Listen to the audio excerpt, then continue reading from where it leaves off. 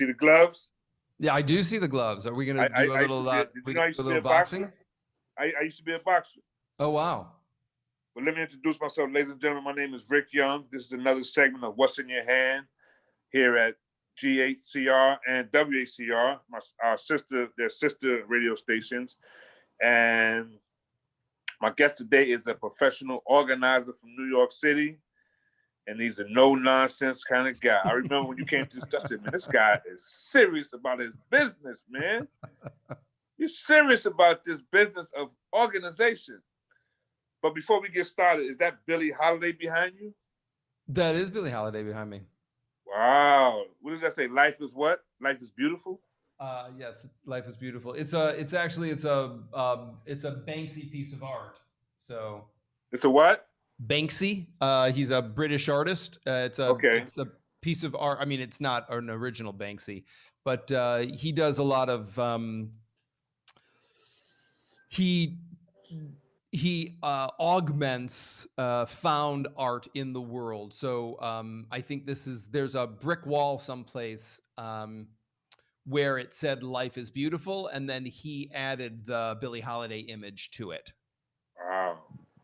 That's nice. That's nice. Yeah. I don't know if you remember, that was quite a while when you did the interview with me. It was quite a while. Yes, it has been quite a while.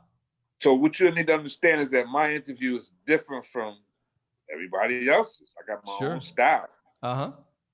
You know, I don't know if you remember that. Well, I remember that you were very much yourself, so. Yeah, I got my own type of questions. So here's to start this thing off. Yes, sir. I just got a call from Milwaukee, from the DNC, and they said they want me to give a message to Andrew Mellen. Sorry, Andrew Mellen. Right. Sorry about that. And they want you to come and do a speech at the DNC. I don't know what your politics is. You could be Republican or whatever, but they want you to give a speech. And this speech is going to go out to the world. They want a message from Andrew Mellen. What is Andrew Mellen going to say that the world is going to be in China, Russia, Germany, Afghanistan, everywhere? They're going to hear your message. And what is Andrew Mellen going to say to the world?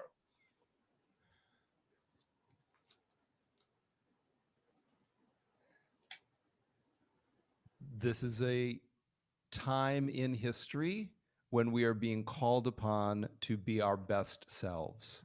And in this moment, while we are looking outward at the world and how we interact with our neighbors, our brothers and sisters around the world, we also have an opportunity to look inward and both deeply internally to ourselves and also to our environments. And our homes are where we work and spend time with our friends and families, and possibly by ourselves if we are self-isolating.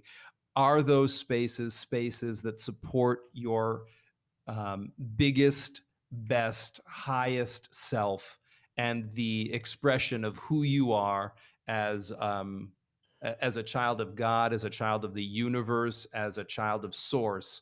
Are you aligned with your deeper, bigger purpose? And if your home space, if the choices that you're making at home do not accurately reflect that, it will be very hard for you to affect the kinds of change in the world you want to see happening if your own home is not in order. So I would say begin at home and then bring it to the streets, but make sure your home is in order first. Wow, that man, the world hear that message. The world needs to hear that message right there. Wow, that's fantastic what you just said. I love everything you just said. Well, thank you, sir. So, what does it mean to be organized? What does that mean? I'm organized. I'm an organized person. Right. The simplest way to think about it is, can you find whatever you need within 30 seconds or less in your home? Do you know where do you know where your keys, your cell phone, your wallet, and your bag are? And then beyond that, can you find anything in your home within 30 seconds? Do you have to dig through stuff to find it? Or is it, it's obviously not at your fingertips if it's in your closet, but it's within your reach if it's in your closet. It's not buried under other things. So the simplest way to approach it is, can you find it in 30 seconds or less? If you can, then I would consider you to be organized. What does it mean if someone says, I put it down, but I don't know where I put it? They weren't paying attention is what it means. And it means that they're checked out for that moment. They, you know, whether they're checked out consistently in life or they're momentarily checked out, my suggestion to them would be pay attention every second of the day. Pay attention. There's no benefit to falling asleep ever, except when you are in bed sleeping. But walking through life half awake or asleep doesn't serve you. It doesn't serve anybody around you. So would that be considered the basic fundamentals of being organized? Be awake, be alert, pay attention. Yeah. Wow. How did you get there where you are now, where you're actually teaching, helping people?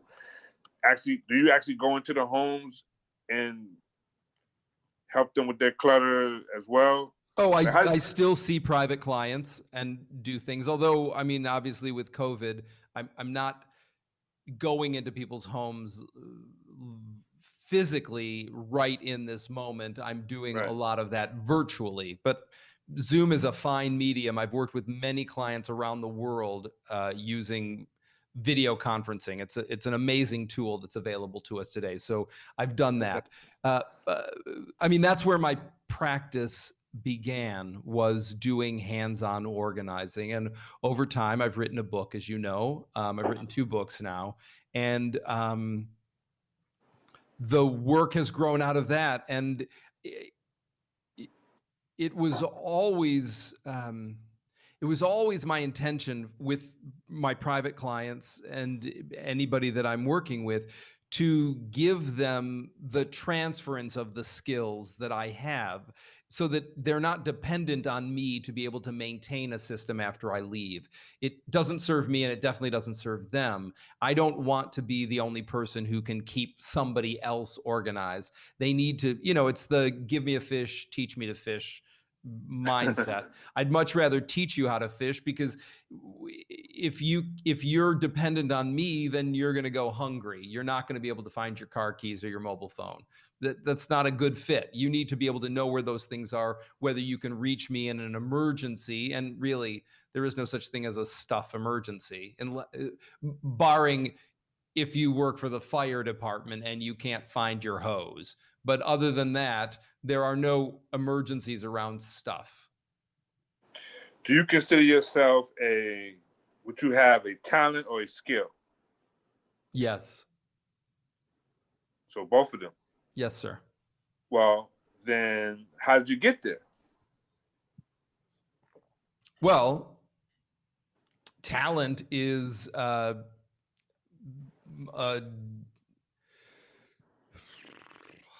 God-given intrinsic ability that one has, that one either develops or doesn't develop. You could have a great ear for music, but without training, even if you're training yourself, right? You don't have to follow a formal program of study necessarily, but you would be training yourself. An ability, a talent is just, it's just potential. You have to develop it. Whatever you're gifted at, it remains untapped if you don't tap into it. So I have paid attention to what I do when I work with clients and when I work by myself. And so I have developed a skill set over the duration of my life. And I have also fostered my natural abilities for solving problems. So before we actually got on air, we had a little conversation and we talked about George Carlin. I said, hey, man, I'm going to have to pull out my boxing gloves because you're coming for my stuff. Mm-hmm. And obviously, we were talking about George Carlin, how funny that segment was that he did, that skit that he did. What's this thing? I mean, stuff. We get into a bigger house to take our stuff, Mm-hmm. and we move. We get stuff. What is this thing about stuff? Well, we're hunter gatherers and we don't really have to hunt and gather anymore, but we have a pretty hardwired impulse inside of us. So it's somewhere between instinct and our lizard reactivity brain. There's a desire for nesting, for safety, for gathering our things around us, for having them available, whether we need to defend ourselves or feed ourselves or take care of ourselves. It's just that for most of us in the developed world, that involves going to Target or Nordstrom rather than going out into the field. So the impulse is there, but we don't need the kinds of basic stuff that we once did. Food, clothing, and shelter for many, many people is taken care of. You can typically find a way to get under a roof that doesn't leak. You can typically find a way to have something in your belly. You can typically find a way to not be naked unless you want to be naked. So those basic needs for many of us, and there are plenty of people who they are not met for, and they are in a different position. But if you have too much stuff, you have too much stuff. You are not the person who is looking for lunch or looking for a dry place to sleep. Yeah, and you know what? You better be careful about touching people's stuff. You could have a problem if you touch somebody's stuff. Well, clearly people will kill other people to protect their stuff, and it's an interesting thing when we talk about the sanctity of human life, and yet that all goes out the window, right? If somebody feels their stuff is an extension of themselves, it's a fascinating thing that we have done, which I don't necessarily think is a good thing, but it is curious to me that we have endowed inanimate objects with this sense of relationship. Wow. So Okay, Andrew. Kid from Harlem, boxer, kid from Harlem, radio host now, interviewer.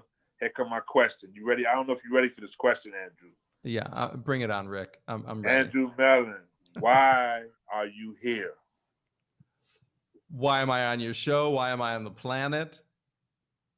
Why did you show up at this place, this time? You could have showed up any other time.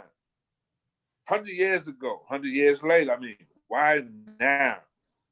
It's an Why are excellent you question. here, And I don't know the answer to that question. I spend more time focused on what I want to do since I am here, because I don't know why this moment.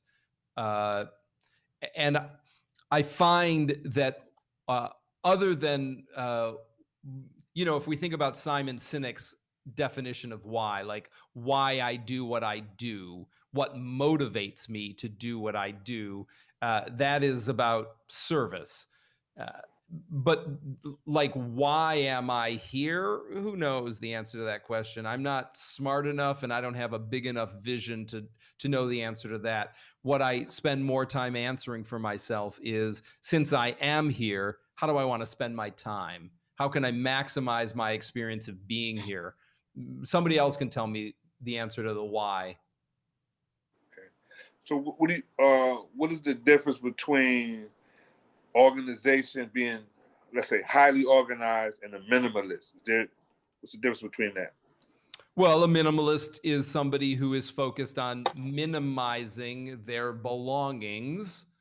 And there are sub flavors to minimalism. I mean, you can pick a number and say, I will have 10 things. And you then will figure out which 10 things you want to have. Or, there's different ways to approach this idea of minimizing both your carbon footprint as well as the amount of space and objects that you interact with, which is a way of living your life. it's not how I choose to live my life, but it is a way that some people choose to live their lives. I prefer to be an essentialist. I like to have things that have use and also are aesthetically pleasing whenever possible, so that form and function are married together. If I have the choice between something that is just functional and something that is beautiful and functional, I will often choose the beautiful functional item over just the functional item if I have that choice. But there are times when I will take just a functional item. I don't tend to have things in my life that don't serve a purpose, even if the purpose is to be beautiful and to inspire me. I mean, people will have something, and something about that thing. They will keep it. They will tape it up. They will fix it, tape it, have broken legs swinging, and still keep it, and still try to use it. Like, I mean, what is that about, man? Uh, yeah, I don't think that there's ever one answer to these kinds of questions. For some people, it might be frugality. It might be that they grew up with nothing, and so they value everything and they're going to try to squeeze as much use out of anything that they have. For other people, it could be that they're trying to avoid landfill and throwing something in the garbage because they're concerned about the environment, and so they're trying to use something as much as they can before it either is recycled or discarded. Um, for every different person, there's a reason why they would make a choice. And I don't, while there might be some commonalities about mindset, again, like a concern for the environment, or a concern about poverty, or marshaling resources. And there are probably common behaviors, depending on what your values are, that play themselves out in similar ways. But for as many people as there are, that's how many reasons there are for why people behave the way that people behave. Yeah. And then you got people that will go to the store, buy something, then get home and realize that they got 3, 4 of the same thing already. They already had it. They went and Yes. bought it, they didn't realize that they had it. Yes. I would encourage those people to keep their receipt and go back to the store and return it. Yeah. So, Wow. I mean, it's not just a question of the money, right? I mean, even whether you can afford it or not, if it's surplus and you have no use for it, that money could be used for anything other than duplicating something that you already have that you're not using. Because if you were using it regularly, you would already know that you had one because you'd know where it was. So, Are you a fan of personal growth? I believe I am. Okay. Because I've been asking my guests recently. I like basketball too. I'm a basketball fan. Sure. And on the court, there's 5 players. So I would ask my guests who are their top 5 personal growth teachers or people they listen to. Or I heard you mention Simon Sinek, but who would be your Andrew Mellen's top 5?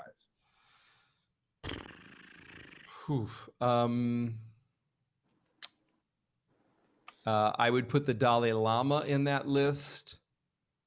I would put, I would put him probably at the top of the list because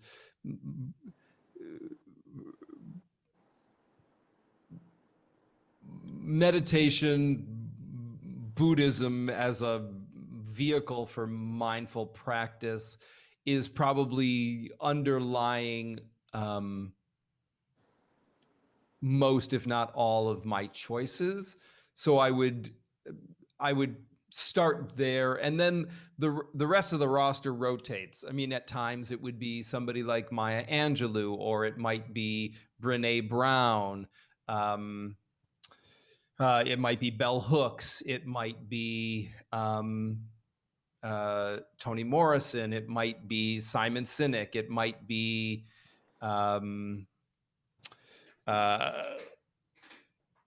it might be Anthony DeMello. Who's Anthony DeMello? He's a former, I think he was a he was I want to say he was a retired priest, or I don't think he was defrocked, but he was in a religious order, and he's written several books. One of the books is a book called Awareness, which I like very much. You know, I think of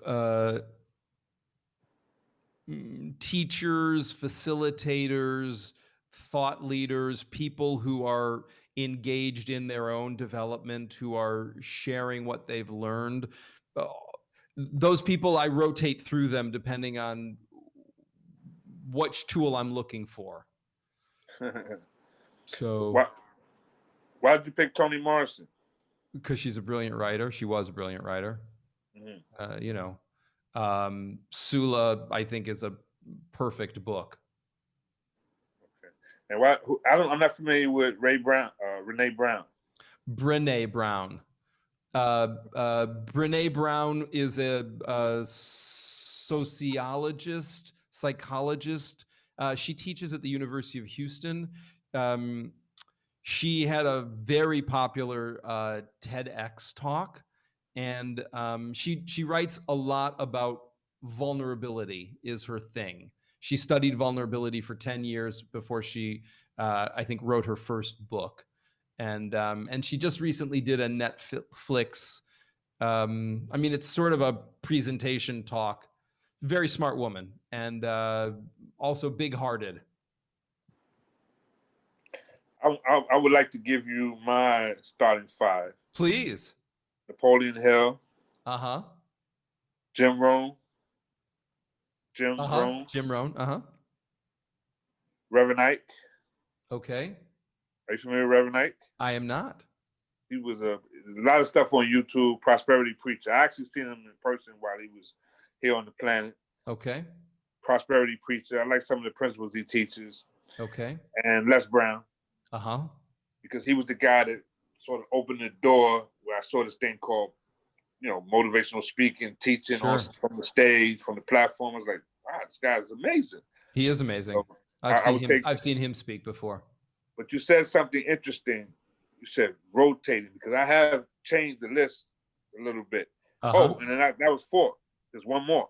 There is one more. The 5th one is. I'm not really good at yourself. Look at you. Myself in there. And I was interviewing a young lady last night, Sade Burrell from Los Angeles, California. Amazing story. And she gave her 5, and her 5th was her. I was like, how brilliant was that to think to put yourself in that group? And she is motivational. And I just thought that was just phenomenal. So I said, you know what? I need to put myself in my group too. Yeah. And so I thought that was pretty cool. That is cool. Yeah. Now, the thing that a lot of us, I'm not saying you, but us, we have this challenge with this thing called self-discipline. How can we? I want to be friends with this entity called self-discipline. How do you become friends with self-discipline?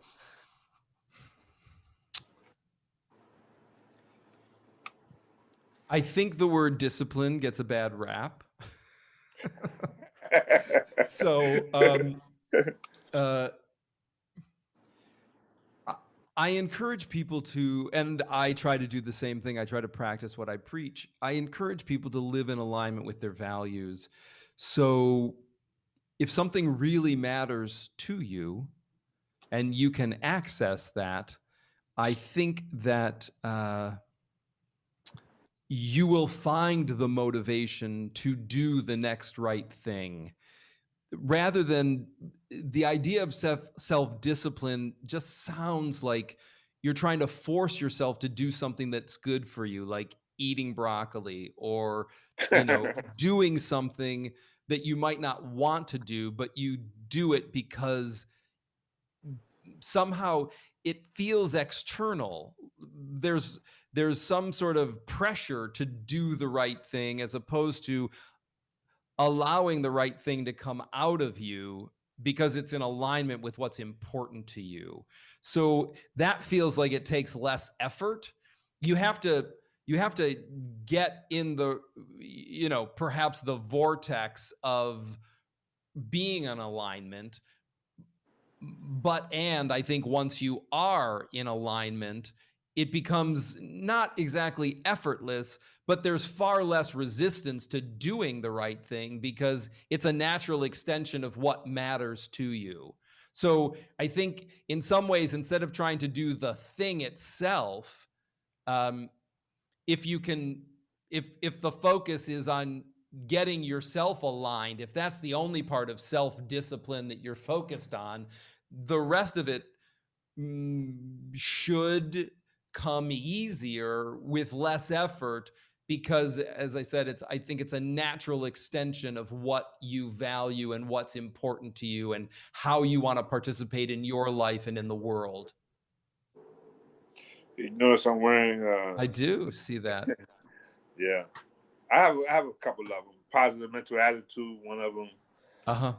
Key to success, positive mental attitude, success mindset, and success habits. So that's I'm going to get another one soon. Thinking about exactly what I want to say on that hat. You know, very good. It's like, I mean, I share it with people, but it's really for me. When I wear it, it's like, this is what I want to improve. Right. So there's this guy named Kobe Bryant. Recently made his transition. Yes. And every time I think about this, Andrew, it just blows my mind. I've been sharing it with different people. This guy wrote a letter to the game of basketball. And the name of it was called Dear Basketball. And it actually it turned into a documentary film, and he won an Academy Award for that. But Andrew, like, that creativity and imagination blows me away. I love that. If you had to write a letter to some entity, what would it be for Andrew? Mine would probably be personal development, personal growth. That's what I would write my letter to. The game of success, achieving success. That would be my letter. That's what I would write my letter to. Who would Andrew Mellen write his letter to? Humanity. Wow. Nice. Give us the first couple of sentences. What would you say to humanity? Dear people.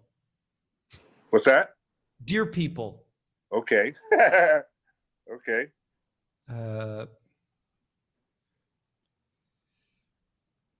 Every day we have hundreds, if not thousands, of choices available to us about how we're going to move through time and space and how we're going to treat each other. We have, if we look around us, the world that we have built in spite of nature is rather rigid and inflexible. And as a result, in reaction to the inhumanity of many of the structures that we have built, we react in ways that are probably not in alignment with our values. Every day we have the choice, the option, possibly even the responsibility to make different choices, to both dismantle the inhuman construct of people that came before us, and simultaneously, while we are dismantling those things, to build something that actually fosters both our creativity and our ability to be our best selves, to truly love one another to the degree that we wish to, and certainly to love ourselves and to love this amazing planet that is home for all of us. So this is my invitation to each of us to examine our choices and, whenever possible, make the best choice. And take a look at this for a second. Sure. Probably thought about this, but think about everything that had to happen for you to be sitting in that seat right now. All the people that had to meet, wherever they met, whatever happened with the process from the beginning, from the first man or woman in your generation,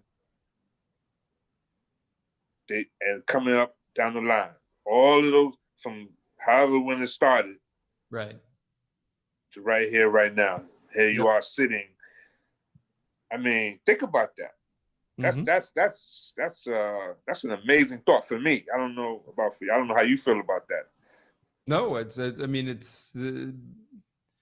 we do the same thing, in Buddhist practice when you're before. I mean, the way that we say grace before we eat a meal is acknowledging everything that it took to get that food on the plate. This is just the macro version of it, right? Is that, I mean, for each of us to be here, what did it take for each of us to get here, and to be here? Because I heard Oprah Winfrey say many times that her father saw her mother, and all he wanted to know was what she had up under that skirt. She had on this, I forgot how she called the skirt. And that's how, one time, and that's how she got here. And she tells that story. What happens if, he decided not to be at that tree during that time and he went another way, another direction, and her mother went someplace else, they wouldn't have met. And boom, you don't have no Oprah Winfrey. And that's like all of us. Yep. That is pretty amazing, I think. Yeah. I noticed that you talk about, I was watching your videos, and you said that when it comes to this clutter, it's usually comes from a story. Mm-hmm. Can you break that down, exactly what you meant by story when it comes to our stuff, our things, and clutter? Sure. Well, I talked about it a little bit earlier. This idea, things are inanimate. They don't tell stories. The stories that we attach to these objects are about us. And we tell ourselves that it's about the object, right? Like, this, my great grandmother carried this from so and so, or whatever the origin story of the object is. The object isn't telling the story; we are telling the story. So the story is typically the thing that keeps us bound to objects after they've ceased to be useful to us. It's whether it's sentimental attachment or guilt or whatever's bound up in the narrative, that's what's keeping the object stuck and your relationship sticky. So you want to let go of something, sit with the story and figure out if it's a story that you still like, and if the story serves you. And if many people hold on to things from experiences that cause them grief. I mean, I have a friend and a client. She had a stereo for many years that she got from an ex-boyfriend who treated her like garbage for most of their relationship. But the story she told herself was, it was the nicest thing he ever gave me. Well, but every time you look at it, you see him, and you remember immediately the way he treated you. So you would either be better off without a stereo, or with a stereo that you purchased yourself that didn't have that kind of baggage to it. I mean, it just doesn't make sense to keep things around you that re-traumatize you if that's the primary experience that you have when you look at it or interact with it. It doesn't, I don't know why you would do that, why you would want to feel that degree of pain or upset on a daily basis. It's just stuff. But sometimes there are great stories. Uh-huh. Great stories that come from the stuff that you had, memories of people. The memories and the people don't go away. They're not tied to the object. Your grandmother isn't the teacup. And then there's some people that couldn't care less. Uh-huh. They couldn't care less, because I know, like they said, if you have a lot of stuff in your apartment, you pass away, people come in, they're going to just throw it right in the trash. It's going to go right in a dumpster. Yeah, great books, great everything, and later, bye. Yeah, which is why it's important to know what's important to you, and to make a plan. You should have an exit strategy. So so that if you want things not to end up in the garbage, you identify what you'd like done with them before you leave, because otherwise you don't have a say in what happens. And still people will do what they do, but if they know what your wishes are, then you're a little bit closer to getting what you need to have happen. And Andrew, think about Gandhi. He gave up everything. Mm-hmm. Clothes, everything. Yep. He gave it all. Shoes. He just had a pair of sandals and was that? I don't know if that was a robe that he would wear tied around. It was a him. piece of cloth, you know. Piece of cloth. And he used to spin his own. I mean, he would spin his own dhoti. He did the labor to clothe himself. I mean, by the time he got to that point, you know, when he was living in the ashram in outside of Ahmedabad, that's what he. I mean, he was making his own clothes because he didn't want anybody else to. No labor involved in clothing him other than his own labor. Wow. That's like, you know, some people might say that it's extreme. That was a natural extension of him living his values. would he be considered a minimalist? Well, he would be considered Gandhi. I mean, he was on a spiritual path. You know, he had. I mean, he was living at an ashram. There were things in the ashram, but I think he chose to only have the things around him, I think, that were useful and mattered to him. So. Wow. Now you're from the Detroit, Michigan area. Is that where you were born or where you just grew up at? I was born and raised there. Yeah. What was it like being from Detroit, Michigan? It was awesome. Motown. Motown. Yeah. Music was amazing, and cars were cool. Yeah, but I understand that Detroit is a different kind of place, man. It's like there's like no place like Detroit, and all that talent that came out of all that talent in one place. Yeah. How could that be? Well, I mean, part of it is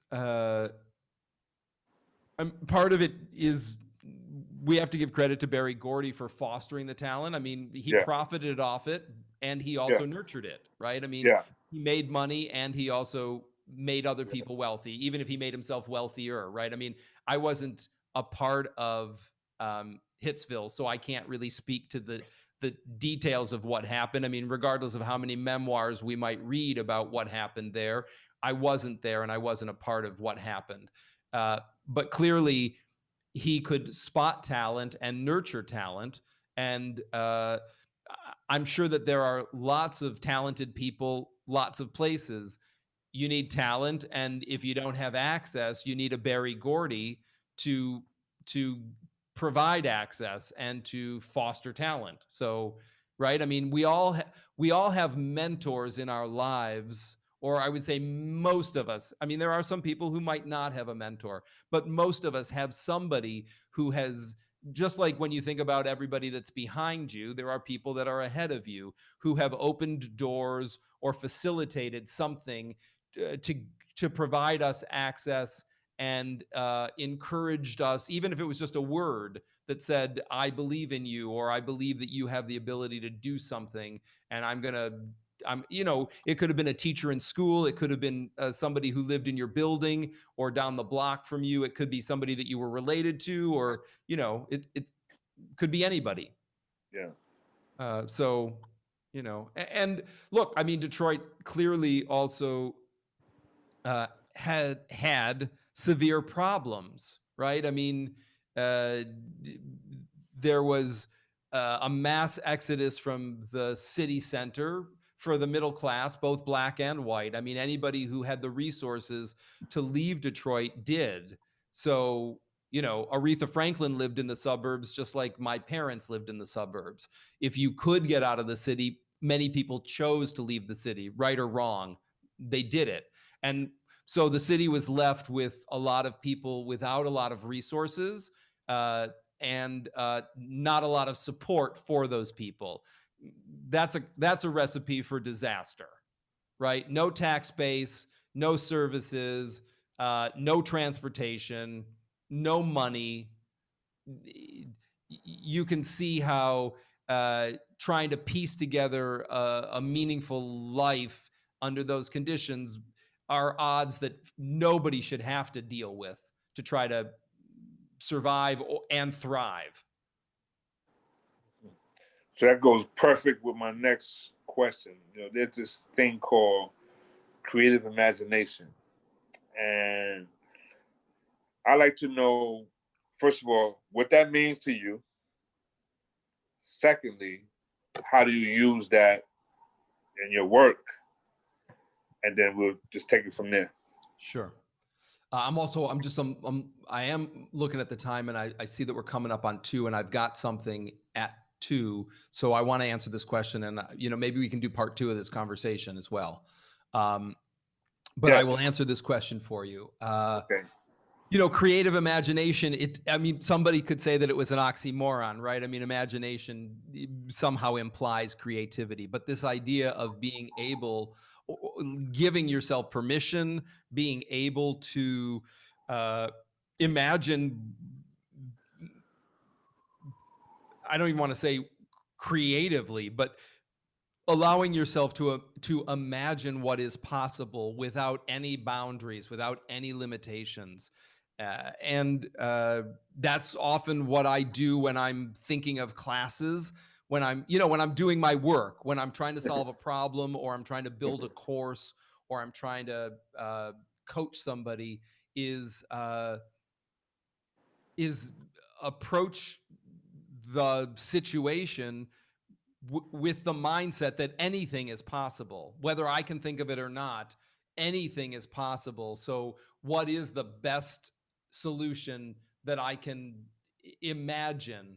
And then if you're working with somebody else, the ability to collaborate on that is, it isn't a simple math equation. I really believe, having worked in the theater for 20 years before I did this work, that 1 + 1 might be 2 on math, like on straight math basis, but really the results is like 3, right? There's something magical that happens. There's something geometric that happens when you start to collaborate with other people. Even this conversation, if I were talking to myself, it would be less interesting than the conversation that we're having, because the two of us are talking. Andrew, I want to thank you. Let's do part 2, and I wish you the best. I love your work that you do. I love the work that you do. Thank you, sir. I love the work that you do. It's always a pleasure talking to you, and talking talking towards all the people that are tuning in and listening. So thanks for the opportunity to spend some time with you, and we'll do part 2. All right, I'm gonna let you go, but all I need is one. Yes. All I need is one. Mahalia Jackson said, "If I could just help somebody, then my living would not be in vain." She didn't say many. So all I need is one, as Mahalia would say. Yes. All right. Talk to you soon, champ. All right. Thanks, Rick. Be well. Okay. You too. Bye for now. All right.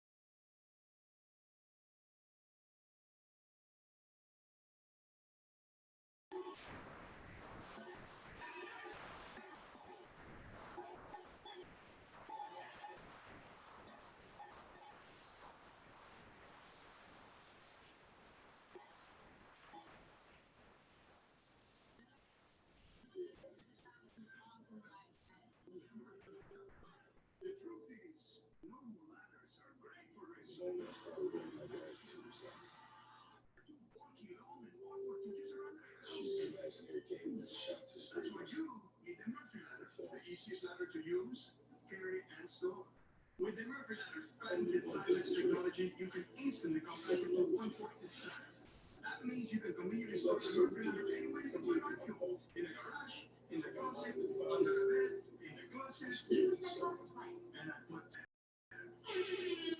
So easy to get, you can effortlessly navigate through corners and door frames without scratching into the stuff. No super ladders can also run up 20 feet tall. It comes in 3 different sizes and it sits straight to your door. Still, if you don't love your Murphy ladder, it comes with everything Wi-Fi interface, just long enough to tell if you're a real man. You ask my hustle.